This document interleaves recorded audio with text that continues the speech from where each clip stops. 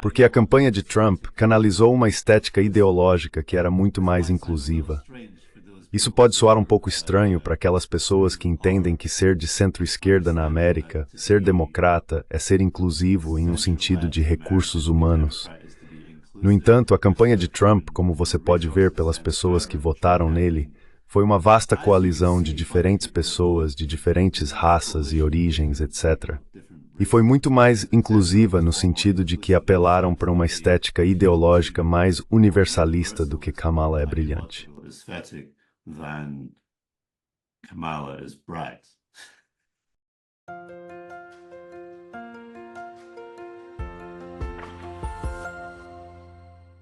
Hello, everybody. This is Pascal from Neutrality Studies, and today I'm Olá, talking pessoal. about my personal Aqui é o experience Pascal do with Neutrality Neutrality Studies e hoje estou conversando com meu amigo pessoal e ex-colega da Universidade Waseda de Tóquio. Estou com Udith de Matagoda. Udith é um escritor e acadêmico escocês que estuda literatura modernista e teoria crítica. Ele agora trabalha na Universidade de Stuttgart e recentemente publicou um artigo interessante sobre a estética ideológica, o político como inevitável e epifenomenal. Neste artigo, ele e seu coautor discutem política, arte, claro, fascismo. O vínculo entre ideologia e sua representação na arte é o que queremos discutir hoje. Então, Udith, bem-vindo. Obrigado, Pascal, por me receber. É bom ver você.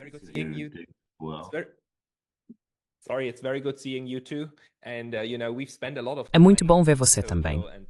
E você sabe, passamos muito tempo em Tóquio discutindo e trocando ideias. Você é uma das pessoas cujas opiniões eu sempre valorizo muito. Então, quero discutir este artigo específico com você. Talvez comecemos com uma citação que você colocou logo no início. Você está citando Walter Benjamin, que diz: "O resultado lógico do fascismo é a introdução da estética na vida política." Todos os esforços para tornar a política estética culminam em uma coisa: guerra. Parece-me que todo o seu ensaio é sobre essa única citação, não é? Você poderia expandir um pouco sobre isso? E que tipo de insights Walter gerou aqui?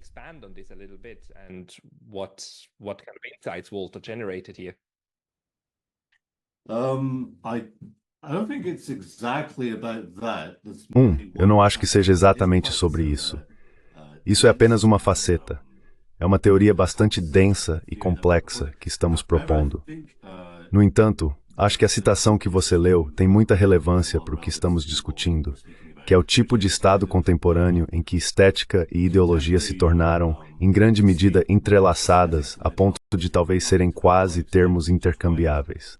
To the extent, perhaps, that they're almost interchangeable terms. So the ideological and the aesthetic are almost equivalent and almost. Então, o ideológico e o estético são quase equivalentes e quase intercambiáveis dentro dos estados contemporâneos. Arte, literatura e, talvez mais relevante para você, dentro da mídia de notícias e dentro das mídias sociais, dentro da internet, etc. Essas esferas muito interligadas se tornaram bastante contínuas até certo ponto. Nós expandimos sobre isso, eu e nosso historiador, Christos Somatos. O artigo não era tão recente, foi publicado em 2023, que é quase, sim, há um ano agora. Nós expandimos sobre as várias expressões disso na arte e literatura contemporâneas e várias outras coisas.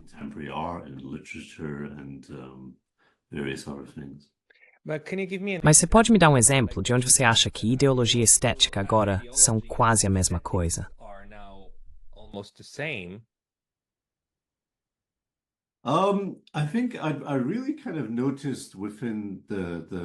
Acho que realmente percebi isso na eleição americana que acabou de passar.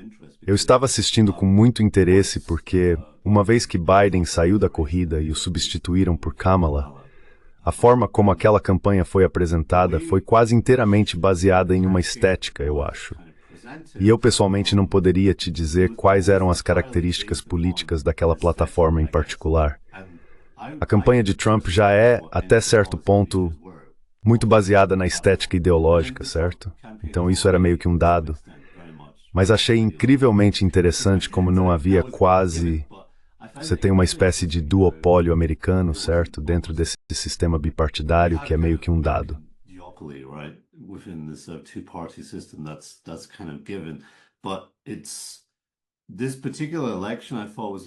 Mas essa eleição em particular, eu achei incrivelmente interessante, porque foi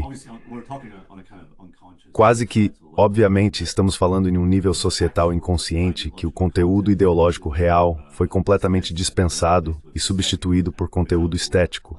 Por exemplo, Kamala como marca, etc. Então, quando falamos sobre o estético, estamos falando sobre o tipo de sensibilidade que existe dentro das esferas online também. Estamos falando sobre sinais semióticos, etc., que são usados no lugar do conteúdo ideológico. Ok, então em vez de enumerar ou expandir políticas específicas, e não estou dizendo que não havia nenhuma política específica, em vez de enfatizar a política, enfatizou o tipo de estética, a estética ideológica, que é ao mesmo tempo tanto ideológica quanto estética. E essa campanha em particular foi significativa para mim no sentido de que foi a primeira em que a estética ideológica estava, na minha opinião, not lacerant in the stack.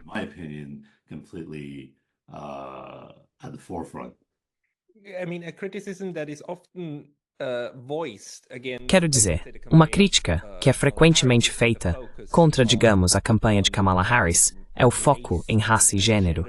E assim por diante, você sabe, nas maneiras superficiais em que os candidatos se apresentam como parte da comunidade negra, como parte da comunidade de mulheres, e, portanto, evitam uma discussão sobre o conteúdo real das políticas. Mas o que você está vendo é diferente.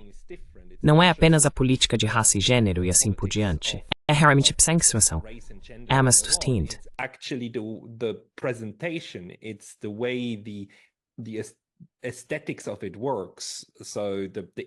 A estética disso funciona, então a imagem que surge, eu acho a que você está se referindo, pode nos dar mais exemplos disso? Quero dizer, não tive tempo de olhar especificamente como a teoria que estou apresentando se aplica exatamente a esta campanha. É apenas algo que notei recentemente. Mas eu diria, em um nível instintivo, que a forma como se aplica é quando você fala sobre raça e outras categorias de identidade. Essas coisas são frequentemente subsumidas em categorias estéticas e marcadores semióticos. Esses são então usados para atrair potenciais eleitores. Por exemplo, a Kamala como marca, usando a capa do álbum de Charkix para seu álbum Brat, é um exemplo muito bom.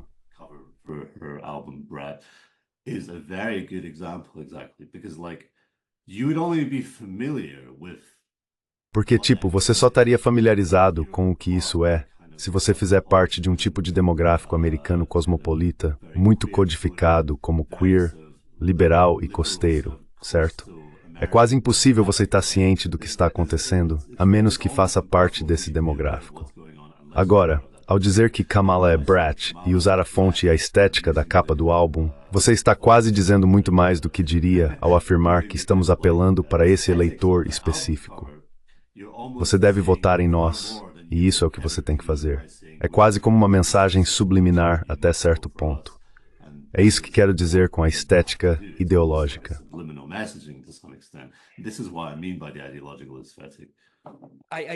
Eu pedi isso, e não sei o que significa. Não sei a que brat se refere.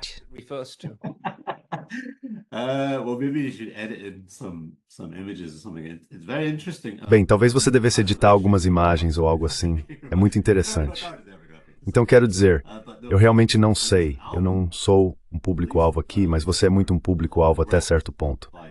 Mas foi um álbum lançado no verão chamado Brat, por Charlie XCX, que é uma cantora britânica, eu acho. Ela tem um grande público entre mulheres jovens e homens gays, etc. E então eu acho, parte da campanha de marketing tinha uma capa muito distinta, de cor verde-limão, com escrita pixelada, que dizia Brat.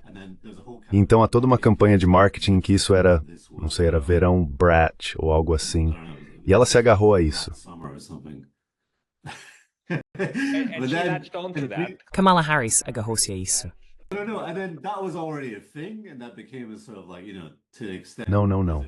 E então isso já era uma coisa, e se tornou uma espécie de, você sabe, na medida em que foi intencionado por qualquer publicitário e empresa de relações públicas, se tornou um tipo de sucesso nas redes sociais.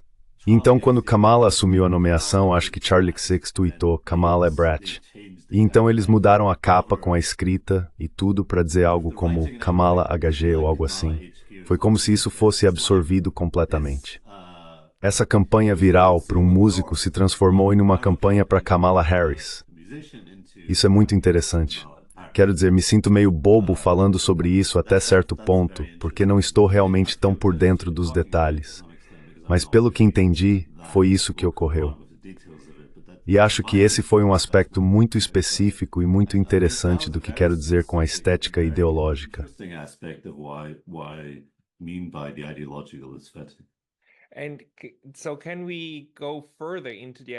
E então, podemos nos aprofundar na estética ideológica. Como a estética ideológica é diferente de apenas relações públicas, de apenas a velha propaganda de tentar associar algo que você quer vender com outra coisa que já tem uma conotação positiva. Como a estética ideológica é diferente.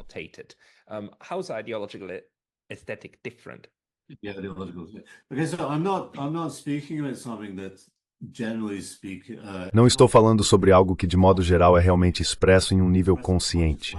É um tipo de fenômeno social mutado, certo? Não é algo necessariamente intencional. Para realmente entender o que quero dizer em um nível teórico, pode ser necessário examinar alguns dos antecedentes filosóficos e teóricos. Não sei se seu público poderia ser. Então, acho que você teria que voltar à teoria da ideologia apresentada pelo filósofo marxista francês Louis Althusser.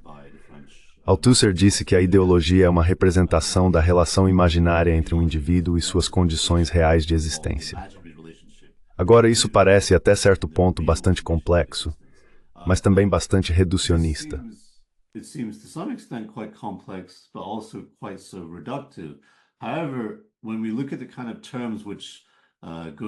No entanto, quando olhamos para o tipo de termos que compõem essa definição, temos representação, temos imaginário e, em seguida, temos real. E então podemos ver claramente que estamos no domínio da psicanálise lacaniana, o sistema psicanalítico apresentado por Jacques Lacan. Então, o que Althusser estava dizendo era que a ideologia de um indivíduo é uma espécie de relação inconsciente entre suas condições reais de existência, quase como seu id, o tipo de existência imaginária, mas o tipo de linguagem semiótica imaginária que compõe o inconsciente e o que eles percebem como as condições reais de existência. Agora, para entender isso, acho que precisamos entender até certo ponto o modelo do inconsciente de Lacan, que foi uma espécie de evolução do freudiano. Então temos o id, o ego e o superego, nos quais Lacan apresentou o imaginário, o simbólico e o real. Lacan presented the imaginary, the symbolic, and the real. So the imaginary is very much the sort of id, the realm. Então, o imaginário é muito o reino das imagens indeterminadas e primordiais. Temos o simbólico, que é a tentativa de dar alguma estrutura e ordem a esse caos que existe dentro do id, e temos o real, que é a realidade que existe fora do inconsciente subjetivo do indivíduo. Agora, a ideologia é um tipo de relação mediadora em que há uma relação imaginária entre o ego do indivíduo, seu ego subjetivo, e sua tentativa de simbolizar o real, por assim dizer. Então, acho que o que Althusser apresentou é bastante interessante, porque ele apresentou a arte, ou a esfera estética, como uma espécie de categoria ideológica por excelência até certo ponto. Ideological category par excellence, to some extent. He said that what art makes us feel. Ele disse que o que a arte nos faz sentir, o que a arte nos faz ver e nos dá na forma de ver, ou perceber e meio que sentir, é a ideologia da qual ela meio que nasce, da qual ela meio que existe como arte. Então a arte é muito uma espécie de categoria ideológica para Althusser também. Então, como isso é relevante para o que estamos dizendo? É basicamente dentro da esfera estética que se pode realmente começar a entender o que é ideologia, o que é o tipo de político, em um sentido mais específico, eu acho. E dentro do tipo de intervenção da tecnologia, a noção do que é considerado meio que artístico ou estético foi meio que absorvida em um discurso cotidiano, dentro das redes sociais, etc., certo?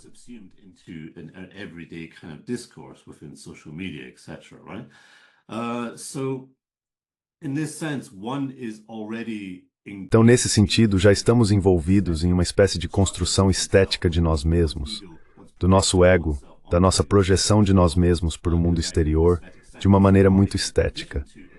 Assim, já estamos condicionados a apreciar e apreender o mundo esteticamente, por assim dizer.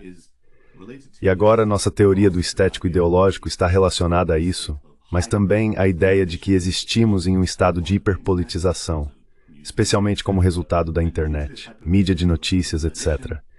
Devido a essa hiperpolitização, houve uma espécie de despolitização paradoxal da esfera que é realmente politicamente existente.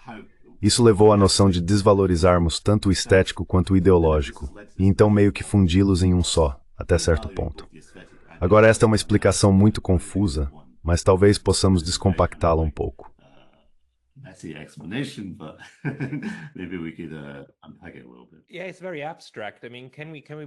Sim, é muito abstrato. Quero dizer, podemos trazer isso de volta para coisas com as quais podemos nos relacionar facilmente? Quero dizer, você está falando sobre coisas como o fato de que no Twitter e em todos esses sites de mídia social, incluindo o YouTube, agora somos constantemente bombardeados e cercados por mensagens políticas e pensamentos políticos também, engajando-nos no que está acontecendo na esfera política, e que isso é então mesclado com representações artísticas, políticas, como os cartoons que vemos, ou essas imagens de antes e depois, como, digamos, de Gaza, Gaza antes, Gaza depois do bombardeio, e então de repente você tem realmente uma estética surgindo disso. É disso que você está falando? Is this what you're referring to? Yes. I'm saying that when everything, Sim. Estou dizendo que quando tudo, incluindo vídeos de atrocidades e, você sabe, fotos do café da manhã, o almoço das pessoas e tudo mais, existe uma espécie de esfera estética por causa da internet, por causa das redes sociais. Então isso é um tipo de processo de desnaturação em que tudo isso se torna ideológico por meio de processos muito específicos, certo? Então, o que eu quis dizer com esse processo de hiperpolitização, levando a um estado de despolitização, é que quando tudo é político, nada é político.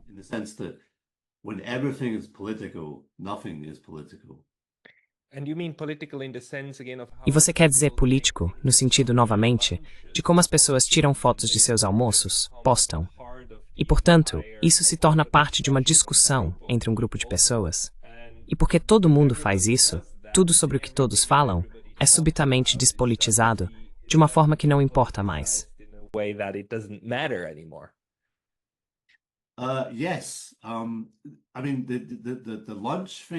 Sim, quero dizer, a questão do almoço pode não parecer interessante à primeira vista, mas na verdade é interessante, certo? Então, se estamos falando sobre o que Jean Baudrillard chamou de reivindicação de subjetividade, certo?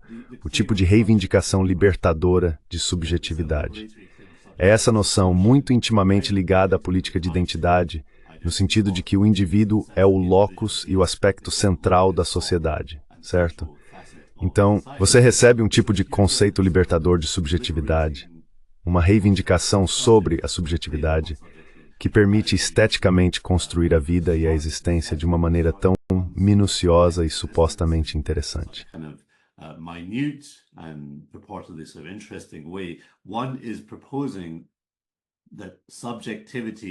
Um está propondo que a subjetividade é o principal locus de uma dinâmica social. Agora, isso tem o efeito cumulativo de despolitizar tudo que existe fora da subjetividade até certo ponto, se você entende o que quero dizer, certo? Então, esse modo de existência é em grande parte incentivado consciente e inconscientemente. Conscientemente, na medida em que temos decisões de engenharia muito intencionais, que incutem o vício em redes sociais, incutem a projeção do próprio ego, ou o uso de um ego substituto. O perfil nas redes sociais, essa existência virtual que se tem, é uma espécie de compensação pela existência real que se vive, certo?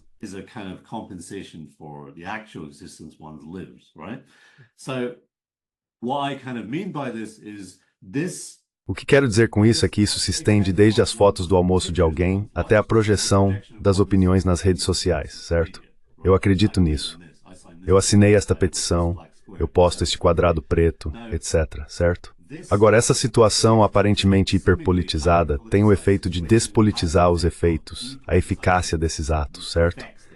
O quadrado preto após o protesto do BLM é um exemplo muito bom, na verdade, eu acho. Porque se você está postando um quadrado preto, você sente algo, certo? Se você repostar algo, então, mas seu ato está contribuindo para uma despolitização líquida e, em vez disso, uma estetização do tipo de status quo.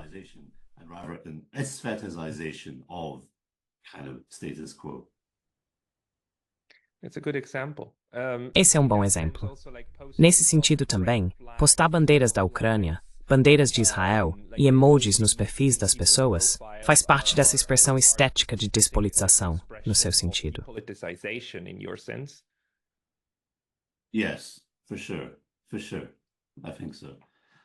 Sim, com certeza. Com certeza. Eu acho que sim. E então está meio que relacionado a outro nível de complexidade. Estamos vivendo uma espécie de crise de saúde mental, como é eufemisticamente chamada, certo?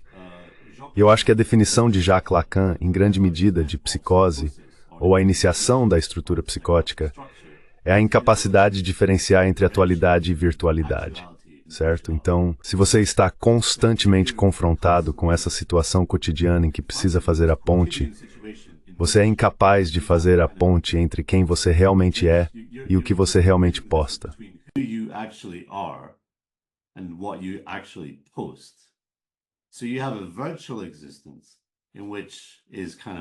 Então você tem uma existência virtual, que é meio que bastante idealizada, na qual você existe como uma projeção do seu ego idealizado. No entanto, você sabe quem realmente é até certo ponto. Assim, a lacuna entre esses dois estados de ser, o virtual e o real, e sua consciência da disparidade entre ambos, é o que leva, na visão de Lacan, e eu concordo com isso em grande medida, a um tipo de estado de ser histérico ou psicopatológico.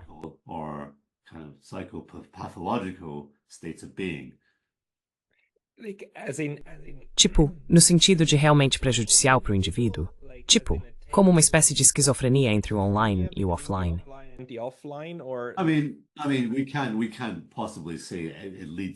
Quero dizer, não podemos afirmar que isso leva à esquizofrenia, mas eu diria que quase todo mundo existe em um tipo de nível básico de desequilíbrio mental, certo? Por causa das redes sociais, por causa do vício em tecnologia, etc. E acho que o conceito como a estética ideológica é meio interessante para entender a dinâmica disso, eu acho. Sim.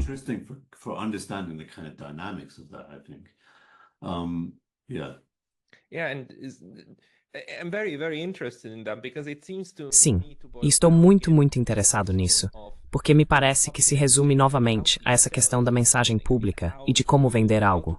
Quero dizer, como convencer grandes massas de pessoas de uma ou outra ideia política. É justo dizer que a estética está sendo usada como uma forma de também vender ideologia? Embora, se eu entendi você corretamente, você está pensando na estética como uma ideologia. Mas a maneira como a arte começa a fazer parte desse processo político cotidiano, que os atores políticos podem usar para empurrar ideias goela abaixo do público em geral, isso faz parte ou não?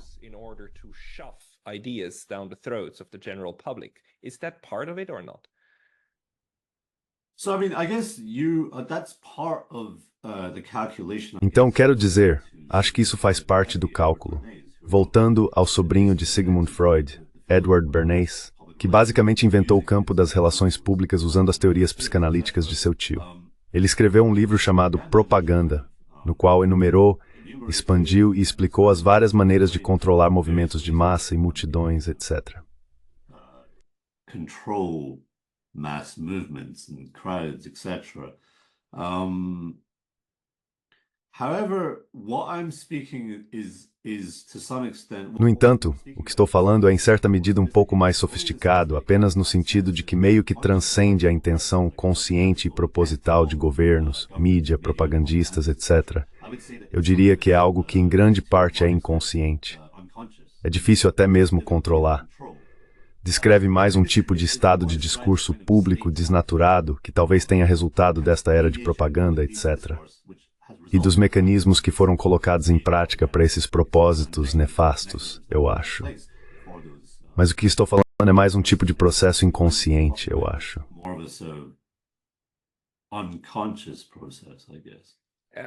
Processo inconsciente no indivíduo ou na sociedade em geral? Na sociedade em geral.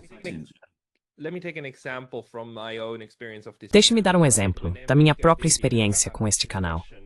Quando faço um vídeo, tenho essa discussão que estou tendo com você, e então tiro uma foto sua e coloco em um fundo bonito. Adiciono palavras que precisam representar, em cerca de 5 a 6 palavras, sobre o que estamos falando ou a mensagem que quero transmitir em uma miniatura. Não posso me opor a isso, porque a miniatura é, na verdade, uma parte importante de todo o empreendimento. Mesmo que eu escolha não fazer uma miniatura, o YouTube fará uma para mim e criará uma estética. Quer eu concorde com isso ou não? Isso é algo que está simplesmente incorporado no sistema de como esse meio interage com o espectador. Isso faz parte da estética ideológica. Is that part of the ideological aesthetic? Yes, I guess, but I mean, those are also talking Sim, eu acho. Mas quero dizer, isso também está falando sobre, quero dizer, tudo que é ideológico, o que é, até certo ponto, tudo, certo? E tudo que pode ser considerado dentro da esfera estética. Novamente, estamos falando de alguns séculos de história da arte, teoria literária, etc., que até certo ponto tornou tudo ideológico, permissível, dentro do que é a esfera estética. Todas essas coisas estão tecnicamente falando dentro do tipo de âmbito do estético ideológico. Within the kind of remit of the ideological aesthetic. However, I'm not really so much interested in this kind of like. No entanto, não estou realmente tão interessado nesse tipo de nível básico de publicidade consciente, relações públicas ou otimização de mecanismos de busca, etc. Certo.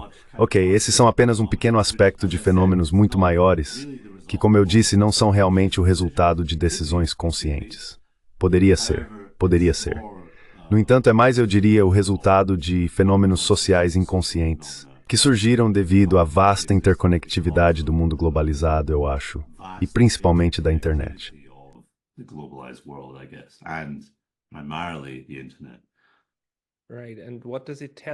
Certo. E o que isso nos diz?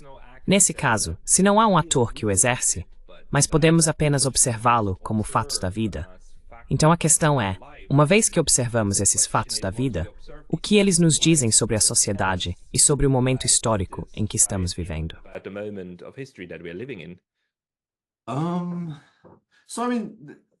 Então quero dizer, talvez eu tivesse meio que deturpando isso até certo ponto. Acho que há pessoas que tentarão canalizar isso. Certo, minha proposta é que, se entendermos esse fenômeno em um nível mais sofisticado, isso nos permitirá obter insights, obviamente, mas também ganhar vantagem, eu acho, de maneira muito semelhante ao que Edward Bernays fez.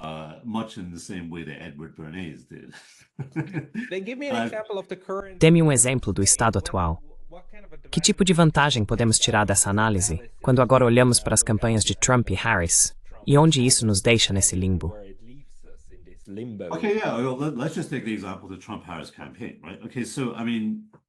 Vamos apenas pegar o exemplo da campanha de Trump. Trump, desde o início, por ser um cara do showbiz, um cara da TV, um showman de reality show, etc. Essa é a principal característica dele. Ele entendeu implicitamente que a estética é a mensagem, certo?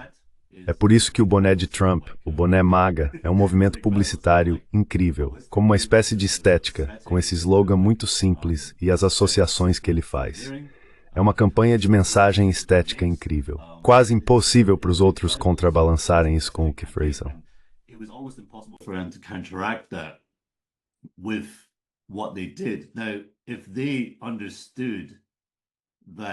Agora, se eles entendessem isso, a campanha de Trump canalizou uma estética ideológica que era muito mais inclusiva. Isso pode soar um pouco estranho para aquelas pessoas que entendem que ser de centro-esquerda na América, ser democrata, é ser inclusivo em um sentido de recursos humanos. No entanto, a campanha de Trump, como você pode ver pelas pessoas que votaram nele, foi uma vasta coalizão de diferentes pessoas de diferentes raças e origens, etc.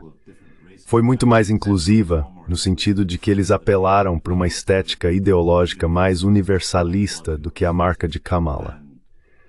O que é uma decisão muito estranha, porque é como se eles realmente não tentassem apelar para ninguém além de sua base, e uma parte muito específica de sua base também.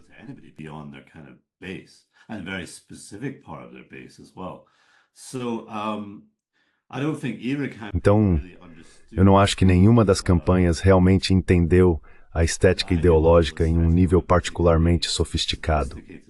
No entanto, como eu disse, estamos no domínio dos processos sociais inconscientes, no sentido de que eles reconheceram implicitamente que isso era a coisa mais importante. Porque esta foi uma campanha que foi travada e perdida dentro do domínio da estética ideológica em oposição à política. Agora, isso é uma afirmação bastante ousada, eu acho. Esta é uma afirmação bastante ousada, porque se você entrar nos aspectos de política substantiva real, diria que é uma eleição sobre imigração, obviamente, certo?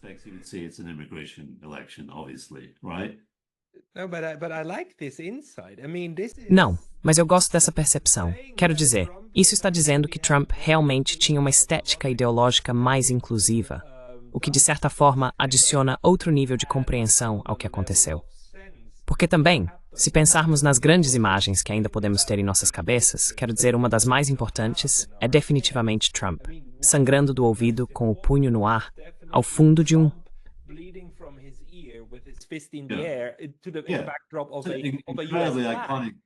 Incredibly iconic image.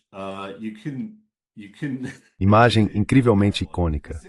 Você realmente não poderia conseguir uma melhor. Assim que vi isso, soube que ele iria ganhar a eleição. Foi o que muitas pessoas disseram. Sim, sim, sim. Então, quero dizer, o que eu diria por inclusivo é que, ok, no sentido de que não tenho preferência de um jeito ou de outro, mas acho que Trump, até certo ponto, é um charlatão muito honesto, certo? No sentido de que ele realmente não mente sobre o quão venal e corrupto ele é, como representante da plutocracia americana, seja o que for, certo? Não há necessidade de recorrer a algum tipo de noções hipócritas de, tipo, justiça americana, etc. Certo. American justice, etc., right? And I think that this is what he displeased the kind of establishment. E eu acho que isso é o que desagradou o tipo de establishment em grande medida, porque eu acho que muitas pessoas precisam de um tipo de mentira nobre, eu acho. Sim, há uma espécie de bondade inerente ao que é, no papel, um discurso muito imperial e predatório até certo ponto, certo? Ok, então nesse nível, ele já era universalista, porque, quero dizer, isso é atraente para os americanos até certo ponto, certo? Porque eles preferem pessoas que são meio diretas, certo? Quero dizer, Trump nunca mentiu sobre ser corrupto. Não, e Trump, ele pode ter mentido sobre muitas outras coisas, mas nunca mentiu sobre isso, certo?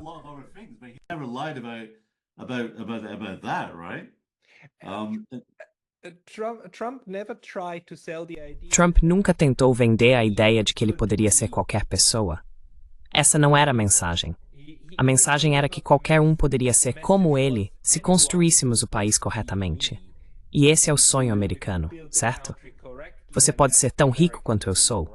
Você pode ser tão famoso quanto eu sou, se fizermos isso direito como país.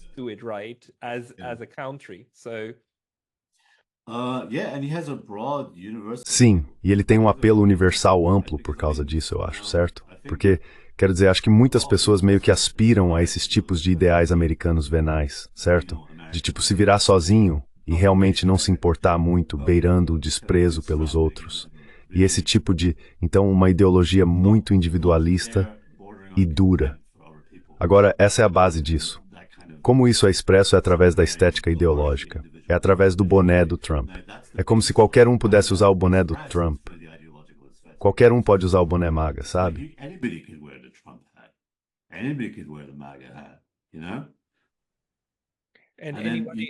E qualquer pessoa também pode se identificar com essa ideia de nação. É por isso que a bandeira americana no fundo da imagem foi tão poderosa. Porque, é claro, a representação de todos, certo? Exatamente.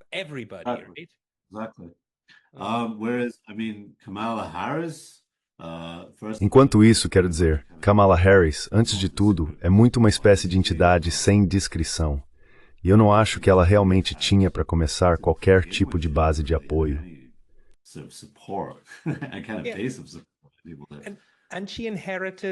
E ela herdou a campanha de Biden, que foi toda construída em torno de não ser Donald Trump. Se você é construído em não ser algo, e o outro é bom o suficiente para se construir como eu sou a nação, ou nós somos a nação, então, bem, quem tem o braço mais forte?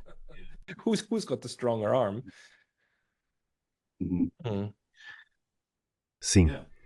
Então, quero dizer, minha proposição básica é certo, e vindo de alguém que tem uma perspectiva supostamente marxista de esquerda, É a ideia de que se você dedicar tempo para entender como esse conceito inconsciente, a estética ideológica funciona dentro da sociedade contemporânea, então você tem uma boa chance de tirar proveito disso de alguma forma.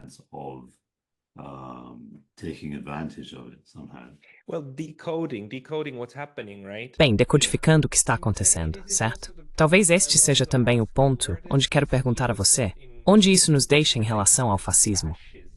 Você sabe, Donald Trump e a campanha de Trump foram frequentemente rotulados como fascistas. O fascismo em si, como fenômeno, é algo que eu acho que está longe de ter desaparecido e continua assombrando o discurso político. Onde essa forma de estética ideológica se entrelaça com o fascismo? Você poderia explicar isso?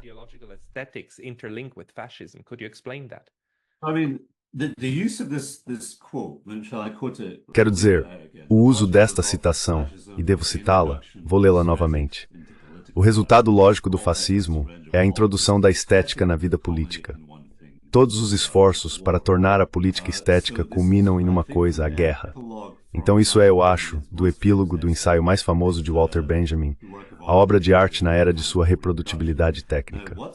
Agora, o que é interessante para mim, que enumero dentro do ensaio, ao qual talvez você pudesse dar um link, é que Walter Benjamin é alguém associado à seção de esquerda marxista da Escola de Frankfurt. Ele morreu em circunstâncias muito trágicas no final da Segunda Guerra Mundial.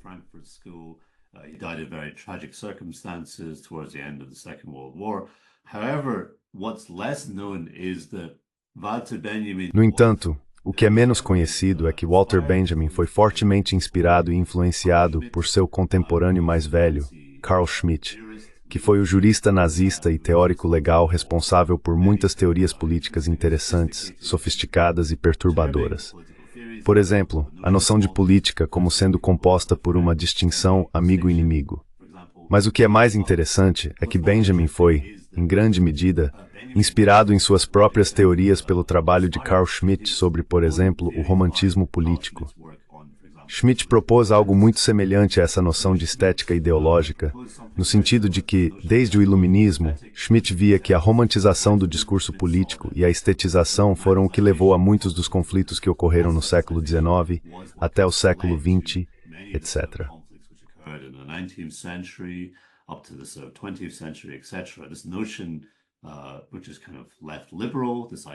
Essa noção, que é meio liberal de esquerda, essa ideia de emancipação, civilização, etc., deriva de uma compreensão estética muito literária, uma compreensão romântica, que remonta aos poetas românticos na Alemanha, no Reino Unido, etc., que tinham tanto um projeto estético quanto um projeto político. No caso de Shelley e Byron, por exemplo, dentro da tradição britânica, e vários outros dentro da tradição alemã, não era muito incomum para eles terem tanto uma visão estética romântica que estava intimamente ligada a uma visão política romântica.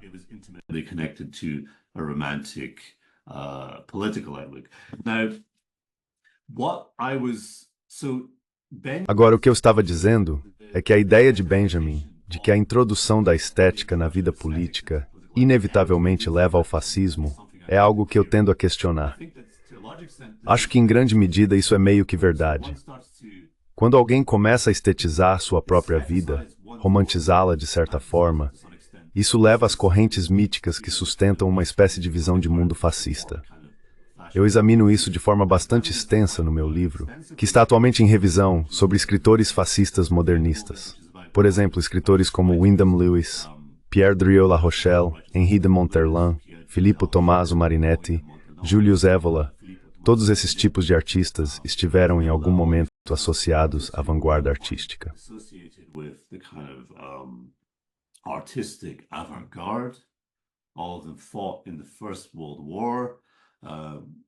Todos eles lutaram na Primeira Guerra Mundial e ficaram muito traumatizados por essa Primeira Guerra Tecnológica e pela era de progresso tecnológico acelerado que existia no fim de século e que eventualmente derivou para a ideologia fascista, devido à influência da estetização da vida real como uma espécie de antídoto para a alienação incutida por sua própria era de progresso tecnológico, hiperpolitização, etc.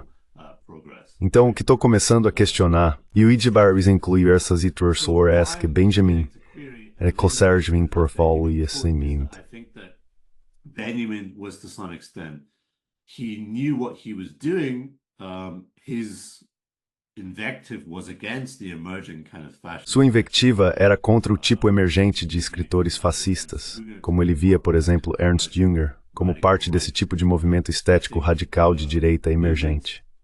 No entanto, suas ideias foram igualmente influenciadas por pensadores da direita, como Carl Schmitt. E essa ideia de que a estética ideológica é apenas uma categoria fascista é útil apenas para fascistas. Eu não acho que seja realmente verdade. Acho que é algo mais universal. E se tivermos uma compreensão mais universal disso, então acho que aqueles de nós que não estão à direita podem ter uma espécie de visão útil não apenas sobre o presente político, mas talvez sobre o futuro político também.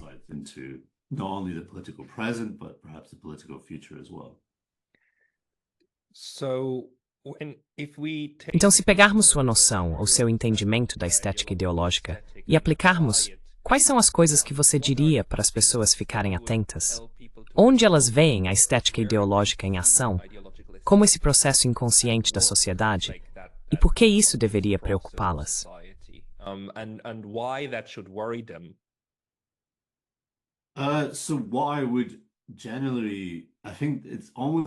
Então, o que eu geralmente acho que é quase impossível evitar isso se a única maneira de evitar é não se envolver completamente com a internet e as redes sociais, o que é quase impossível, certo?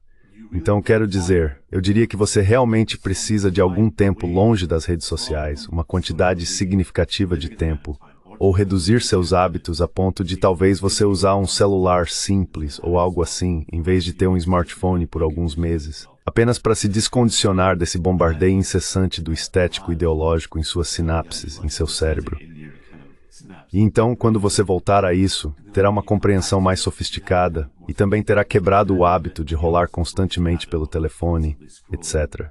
E então você começa a ver as nuances do estético ideológico à medida que ele existe em diferentes formas. E então você começa a entender os efeitos abrangentes que ele tem na vida contemporânea.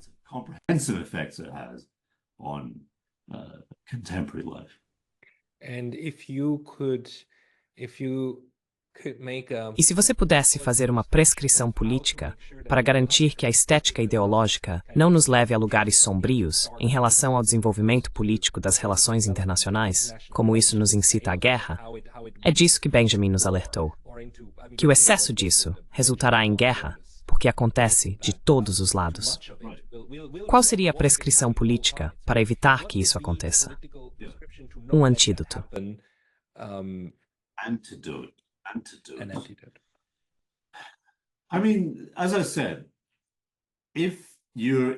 Quero dizer, como eu disse, se você é capaz de entendê-lo em um nível substantivo, de manejá-lo, muito parecido com Edward Bernays, então você poderia usá-lo para qualquer fim que desejasse, eu acho, certo? Então, como eu disse, não concordo com Benjamin no sentido de que não acho que a introdução da estética na vida cotidiana leva inevitavelmente à guerra. Porque, quero dizer, é discutível se isso realmente tem sido o caso por muito tempo. Acho que temos vivido em um estado de guerra constantemente por muito tempo. Não acho que seja inevitável. Não acho que seja inevitável de forma alguma. Quero dizer, acho que idealmente o ideológico e o estético seriam duas esferas separadas nas quais se poderia engajar separadamente. No entanto, não vejo isso como possível dentro do paradigma tecnológico atual, eu acho. Então, não sei. Como se evita? Sim, não sei. Acho que um entendimento mais profundo dos mecanismos nos permite entender como coisas como a guerra podem ser evitadas.